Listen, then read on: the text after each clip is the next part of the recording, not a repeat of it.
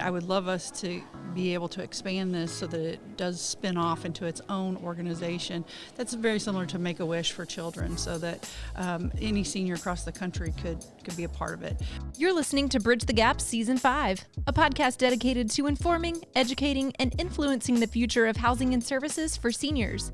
Powered by sponsors AccuShield, Connected Living, Hamilton Captel, Inquire, One Day, LTC REIT, It's Never Too Late, Meridian Capital Group, Salinity, The Bridge Group Construction, and produced by Salinity Marketing. Welcome to Bridge the Gap Podcast, the senior living podcast with Josh and Lucas. We are in Washington, D.C. at the NIC conference.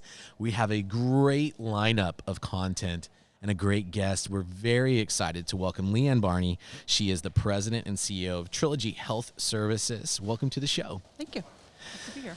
So it is great to finally meet you in person because we feel very connected to you through the DREAM program. Mm-hmm. This is something that we were fortunate enough to connect with one of your team members, and at our Dream Again event in Nashville, we were able to bring one of your residents in for their bucket list dreams. Josh, it was one of the most impactful parts of the 3-day event that we put on. It was. You and I felt it. We heard from so many of our attendees how actually emotional it was. And I remember looking over stage right as we were kind of explaining what this gentleman and his family were about to be able to do that was on their bucket list. And I saw the tears starting to come down, and that did it for me. I was like, okay, I need a moment. But yeah, it was very impactful, and it wouldn't be possible. And we wouldn't have even known this was an opportunity without the Live a Dream program that your organization helped us start several years ago, correct? Correct. It actually was another program called It's Never Too Late, and it was run by a gentleman named Bob Haverstick. It was a national program It's Never Too Late for seniors to do something. And we participated in the program, made some donations, and then in 2011, when Bob decided to retire and disband the Never Too Late program, we loved it so much at Trilogy that we just started our own and called it Live a Dream. And so it's been going strong ever since. And explain a little bit. You were telling us about there's a couple of different categories of things. So you do things at the community level, and then you have these big bucket items like what we were able to participate in. Explain kind of the difference of what you do. So the initial idea was we would have more bucket lists, and that takes coordination. Maybe you have to have connections and money. But then we found out that people were submitting ideas that didn't require a whole lot. Maybe someone wanted to visit the town where he and his wife had gotten married, or someone just wanted to go to a play with their sister. The coordination of those can be done locally, and we don't have a ton of resources at the home office to handle all of that. So we decided to just give each of our campuses a budget for the year to perform their Live a Dream. We would never hold them back if they went above their budget, but we do challenge them to do at least 4 a year for their residents. Then the big buckets, the items that do require more money and coordination, come to the home office and they get approval, and we have a very small team that works to coordinate it, and then we have a foundation that raises money for various things, but we also fund those big bucket list dreams. Well, it's so impactful, as we've learned, and I think our listeners could only imagine, but not only to the resident, but what we heard from. So this particular resident had 2 sisters, mm-hmm. which actually he hadn't gotten to see in a while. Mm-hmm. So they all made this journey to Nashville together, which was in and of itself a special time for them, we were told. But after we had the chance to sit down and talk with him and his sisters, and they told us it was actually their most memorable, meaningful trip they had ever had together as a family group. Mm-hmm. And so, what you're doing there is not only blessing the life of the resident, but everything they touch and their families. And then also, gosh, the feeling that we got out of it, and the attendees of our event to be able to do more together than you could by yourself, because probably no single one of us there could have just said, hey, yeah, we're going to make this huge dream come true for you.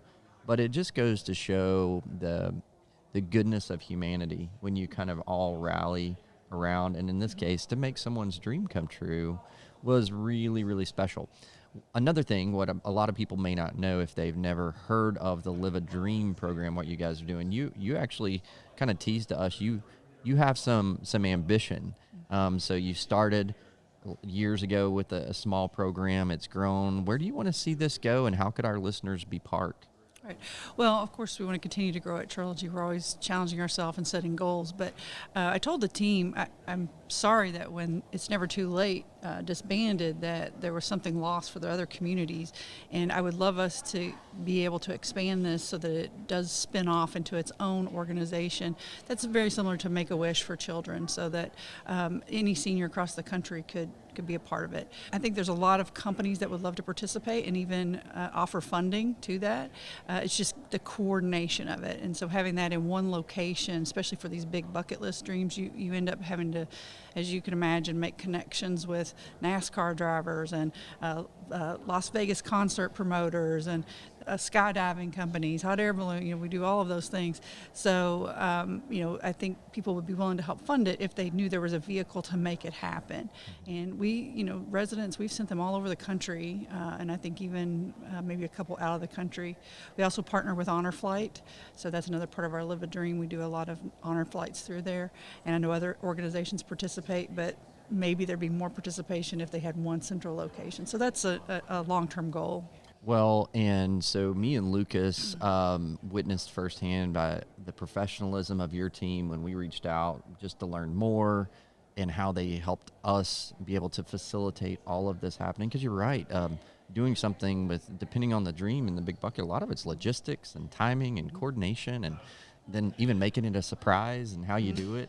And I think that's intimidating to a lot of people that maybe want to be able to help. So it was a very great process for us to be able to work with your team to do that. And what I think a lot of people don't realize is, even as we're having this conversation, there's so much that you guys do at Trilogy, but this is just scratching at the surface. We're actually here at Nick with industry full of thought leaders here. You're one of those thought leaders. You're going to be on a panel this week. Talk to us a little bit about what you plan to talk about. What are you addressing as an operator? Yeah, the panel that I'm participating on is called Scaling Your Operations. So Trilogy's 25 years old. We have 130 facilities. And I know there's a lot of smaller operators that are here. And so I think what the message is that they want to hear is, how do you get from, early stage operation and build it bigger every year, and how do you build your management team first before the revenue comes? Do you take on private equity to help build, or other sources of financing? Do you decentralize, centralize? So those are going to be sort of the topics that we talk about, and I'm sure the other panelists will all have different opinions on how to do it. It's really about what works, I think, for you and your organization. I always tell operators that the best thing is to get good partners, to have a good strategic plan, and then to move within that strategic plan. So you probably at a very high level just summarized a awesome panel discussion that's in store probably within the next 24 hours here at Nick.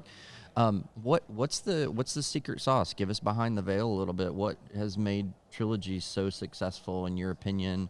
What is the outlook as the industry continues to change, as you're seeing a new generation of older populations starting to make their way into your communities? What's on your forecast? What's on your hit list to talk about? We're taking a break in our scheduled show to tell you about exciting opportunities for you to be featured on the Bridge the Gap Network. Click on the show notes to schedule your call with Josh and Lucas. Well, I'm excited. I'm very positive about our industry. I know that we get a lot of negativity, but there's just a huge need for what we do. And at Trilogy, we do the full continuum: skilled nursing, senior housing, independent living. And I think that's a lot of the future, is having that full continuum, and not being in just one area, because we call it our secret sauce, but residents can come to us and be with us through various stages of their life. We also do a lot of families, husband and wives that stay with us because they need different levels of care. So I think we should see more of that. I hope we see more of that because there's been a lot of investment in senior housing and not as much in the skilled segment. And so you have a lot of older assets that need to be repurposed, need to be rebuilt because there's a need for our services. Not everybody can stay at home. Right. And then I think, we had a very specific strategic plan 25 years ago, and we've made adjustments to it over the years, but we've pretty much stuck to not doing anything wild and crazy, as you would say. We call it a 20-mile march. We just go on our 20-mile march and we, work the plan and keep our culture built. That's critical to any business. And so if you grow, in a methodical, strategic way, I think it's easier to grow the business, keep your culture, and be successful. Well, 20-mile march, that sounds exhausting, Lucas. Well, and I think that's where the culture piece comes into, so building culture, ties into this issue with labor and getting workforce and getting quality people. Have you seen, kind of back to the DREAM program, have you seen a tie-in between the DREAM program's success and that driving culture at your company? No, I think it's actually the other way around. I think we have built a strong culture within the organization, and it's something that we invest heavily in. So for information, we don't use any agency at Trilogy, and we haven't throughout the staffing challenges. And I think that's because of the strong culture that we built, and we talk about purpose and make that connection for people that work for us. And you have to have, we say, a servant's heart to work in our industry, but really we say that at Trilogy. And so when you build that, then your employees take that genuine interest in your residents, and they want to make these dreams happen for them. They become, family, and they get excited to say, "Oh, I found out Mrs. Smith really wants to do a hot air balloon ride. Can we, make that happen as a surprise?" And so that's where we get most of our ideas for the dreams. Is not from families; it's from our employees talking to the residents. So again, I think we've built a culture around that of service, and it's helped us tremendously through the pandemic and in the labor challenges. Well, so it sounds like, to use your phrase, it's the other way around.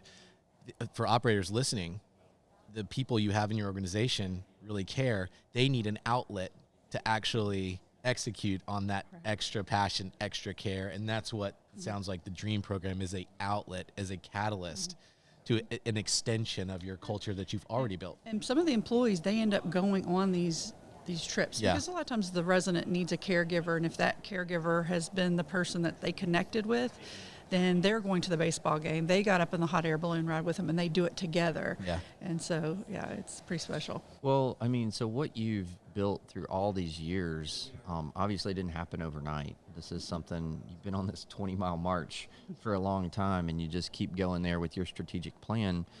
Do you find that you're attracting team members that kind of already are bought into what you guys stand for, or is this something that you're recruiting just like anyone else, and then you have to really instill in them and train them to be like that? How does it, because I'm just thinking of all these new operators that are popping up, and everybody's just talking about labor crisis, and almost everybody is using agency. You guys are not. So for the operator group that is out there, regardless of what size, how do you attract a workforce that has this kind of heart and passion? Do you have any kind of just little secret ingredients or nuggets you can tell them about?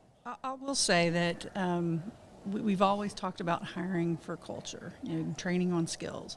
And we did some changes to our recruitment practices and incentives about a year ago, and it really increased the number of applicants that we had, and everybody was desperate to hire. So we saw, I tell our operators, you guys got hungry and you just hired, and they realized that they weren't following the process of hiring for culture, and we ended up having a lot of turnover within the first 90 days of employees. They went back and said, we need a reset. You know what works. We do, one of the processes of our hiring is a job shadow, so that if it's a caregiver, they will job shadow with a caregiver. And we give that caregiver the ability to say no. We tell our people, you have to be diligent to that, because if that caregiver doesn't think they can work with the person that came and shadowed, then it's not going to work out. And they'll know better, because that person will show themselves probably more genuinely. So we have been, and always have, talked about this, but I think there was a time period we didn't do it, and now we've realized we have to be hiring for the right person. And we have different mechanisms through our interview process, how we ask for things. We do a predictive index that sort of tells us, a little bit about if the person will fit in this environment. So yeah, I think that's critical to try to. And I know it's hard, but I would rather take my time and hire the right people than to bring an agency. Our people do not want that. Because we have built this culture for so long. If we brought it up, they'd say we'd rather work more, or we'll manage our census to that. I just think it's that important to the business. Well, and I think that's a really good, lesson that we all need to take back to our workplaces, because I think anytime during crisis, when you're feeling squeezed, like we have all felt at various levels, the natural thing is to go wherever the path of least resistance is, or whatever the easy button feels like it is. But the easy button isn't always the button that, as you said, that may lead to way more turnover. It may start to unravel the culture that you've worked so long. So I love the job shadow thing. I know so many people I hear say that, but then you see the communities, and because of crisis mode, they're like, oh, we just got to get this person on the floor working. And next thing you know, the cookie's just crumbling everywhere.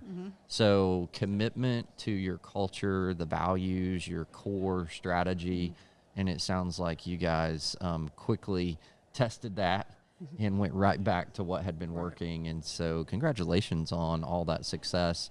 Lucas, what do you have to say about that? The 20-mile march, back to the basics. Well, I know our listeners are going to want to connect with you, Leigh Ann, and your organization and the DREAM program. So in the show notes on your podcast player, we're going to put a couple of things, different links to connect. Also, we've produced extra film footage of Michael's dream come true, and you're going to want to see that. It's really incredible interviews and time that we spent with him and his sisters. Something I'll never forget. I know, Josh, we will all never forget that. So those links are below. Make sure you go to btgvoice.com, and you can also connect with us, download the transcript, and see all of our content. Connect with us on social, and we'll see you on LinkedIn. Leigh Ann, thanks for your time today. Thank you all for having me and for featuring our Live a Dream. Appreciate it. And thanks for everybody for listening to another great episode of Bridge the Gap. Thanks for listening to Bridge the Gap podcast with Josh and Lucas. Connect with the BTG Network team and use your voice to influence the industry by connecting with us at btgvoice.com.